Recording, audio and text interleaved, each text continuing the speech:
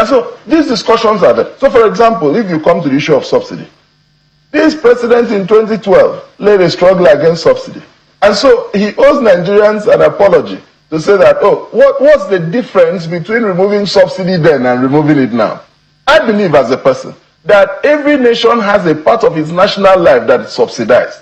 And while the issues of subsidy were not about whether it was getting to the common Nigerians, no, it was about the fraud that happened there and the loopholes that were there. And now the issue as of 2023 was not whether or not subsidy ought to have been removed, was how it was removed. That a gentleman who hadn't entered office yet stood outside and made an announcement, and that day, the price of fuel, the unit price of fuel went up more than 400%. That is what we are talking about. So the reckless disposition and the simplistic disposition to very complex issues. Right. So the issue is this. So what were the buffers kept before? You are now doing a post-removal buffer, which till today, you can see that it hasn't had sufficient effect. Well, so if people earn 70,000 and you cannot fill your tank at a time, you know, with less than that amount of money, right, if you run a 100-liter tank capacity. So the question is,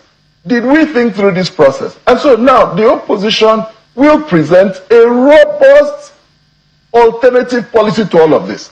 And it will be written. Remember that we can't piggyback to 2023 because a lot has happened between them. So you just basically continue with the current. No. We are taking the research as of today and saying, how do we better the bad that has been done? That is where we are today. Okay. Because you can't go back to pre.